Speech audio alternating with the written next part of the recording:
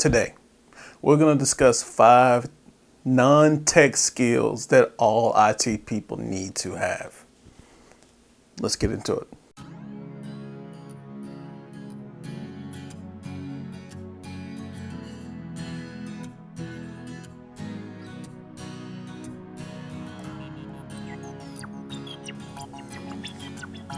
Hey guys, how's it going?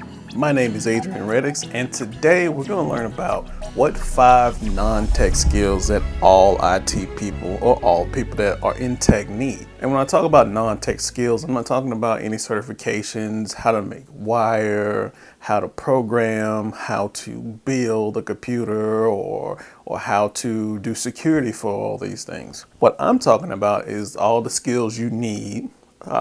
Some might call them soft skills that you need to be successful. You can know all there is to know about C# or Java or soldering or how to set up security for firewalls, because there's only really 2 types of jobs in the world. There's only 2, and one is manufacturing. You make something. The other type of job is a customer service job, where you provide a service to somebody. There's no other types of jobs that I know of, because if you're not making something, you're providing some type of service for somebody. That's just how it is. Even if you're going to go and catch a fish, where you're catching the fish, the service you're providing is fish. And that's just an overly simplified version of what a job is.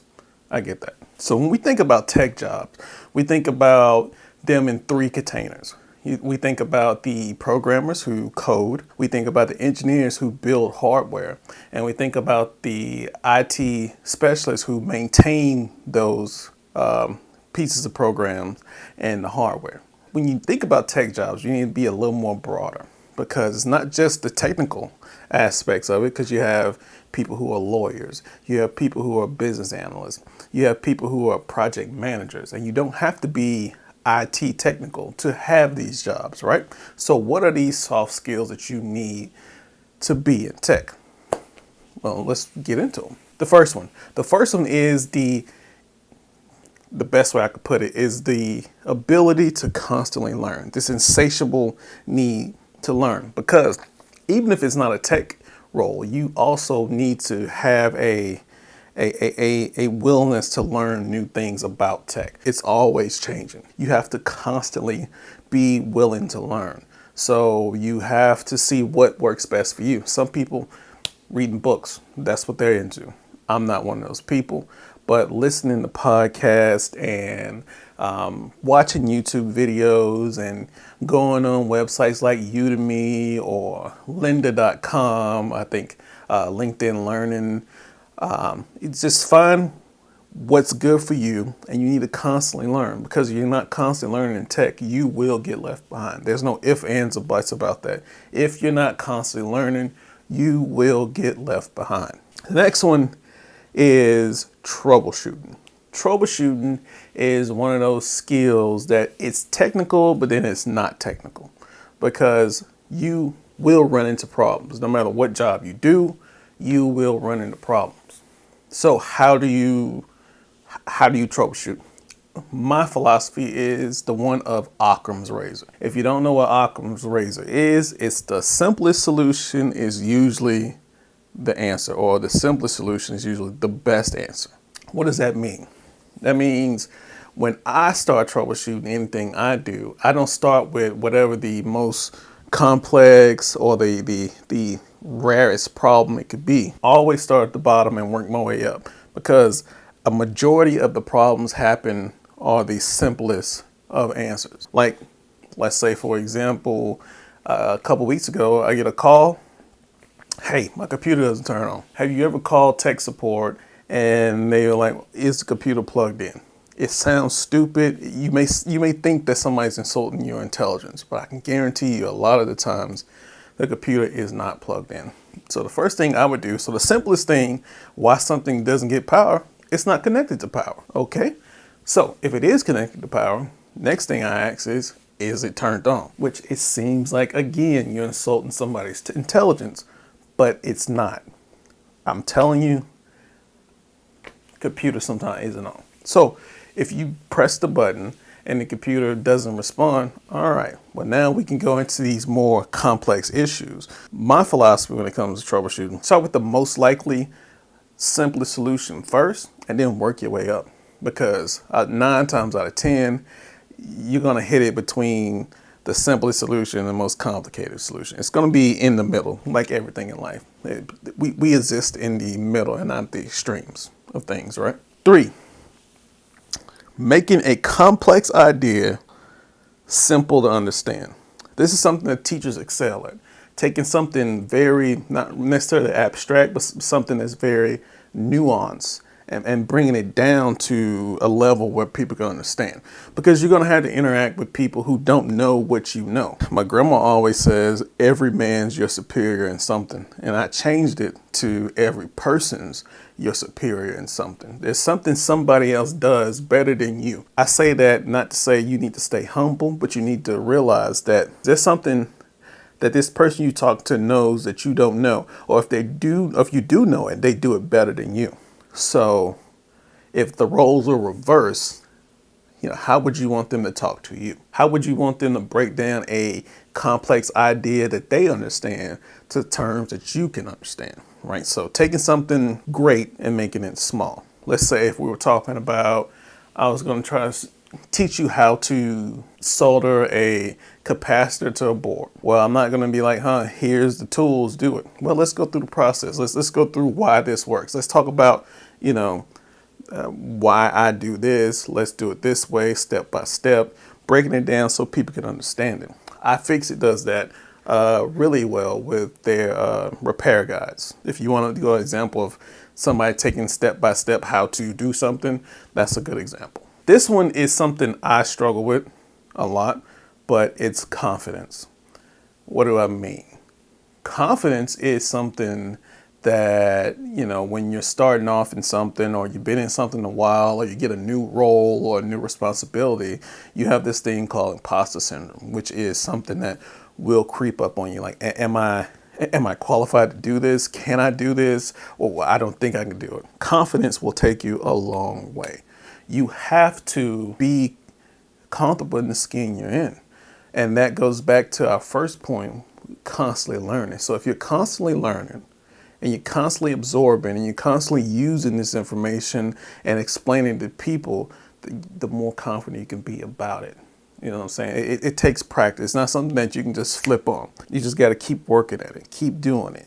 Keep making those mistakes, keep learning. Because one of the best things I can ever do is when somebody comes to me with a question and I don't know the answer to it, I take that as a challenge. Like, oh man, I don't know that. It gives me a chance to learn, and I love learning. It gets me excited. Like I'm like, oh, I don't know something. Let's go figure it out, because I can guarantee you next time this comes up, I'll know it. I take this as a personal challenge to know this. So having confidence, it is something that can not only help you in your tech job, but it can also help you in life, because people respond to confidence, and not arrogancy, but confidence. There's a big difference.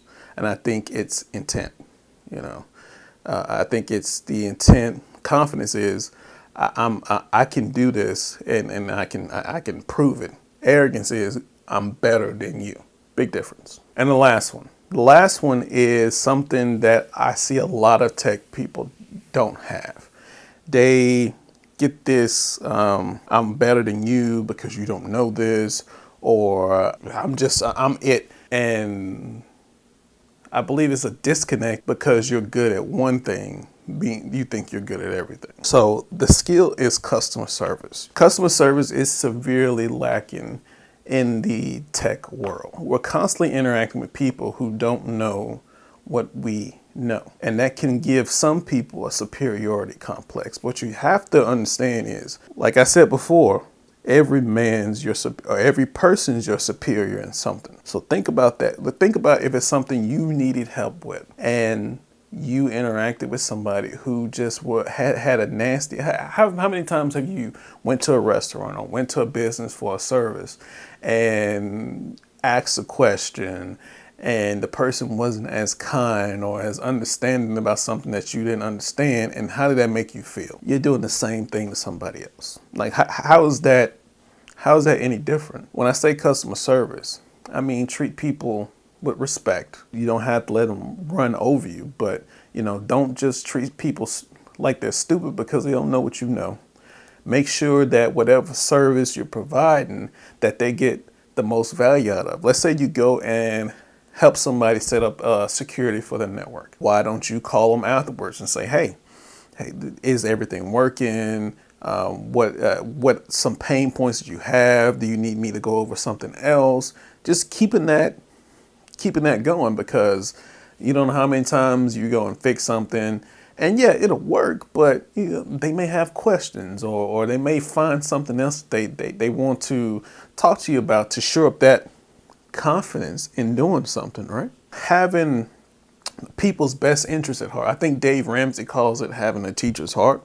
Having a teacher's heart to make sure that people know and learn and are confident in whatever service you provided, right? Even if it's you go and help them turn a monitor on. Hey, okay, so when this happens again, you know to do this, you need to do that. Just follow up. Let's say if you're just, I don't know, I'm taking it from a IT perspective. Let's say you're not even selling a product. You're the IT person. You will make people feel more confident just following up and just making sure that you treat them as if you were in their shoes, or if somebody you love were in their shoes. Would you feel a certain type of way if somebody made your grandmother feel less than, or your mother, or whoever you care about, husband, wife, child?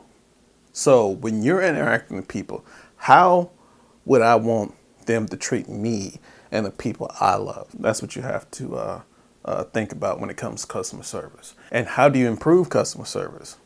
Again, putting yourself in somebody else's shoes. How would I react, or how would I want somebody to explain this to me if I didn't know, and not make me feel like the smallest thing in the world? That I've seen a lot of tech people, not necessarily, not just IT, but project managers, make them feel minute and small.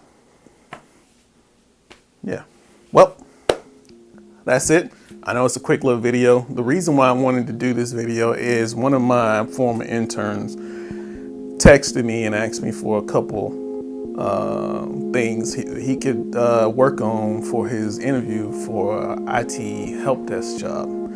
And I just wanted to make this video. I'm going to send it to him. I want to make this video just to, hey, 9 times out of 10, if you're competent and you just have an insatiable appetite to learn, you have all the skills you need for any tech job that you'll ever want. And yeah, so if you like this video, give me a thumbs up. If you didn't like this video, give me a thumbs down. Tell me why you didn't like this video. And I'll catch you guys in the next one. Have a good one.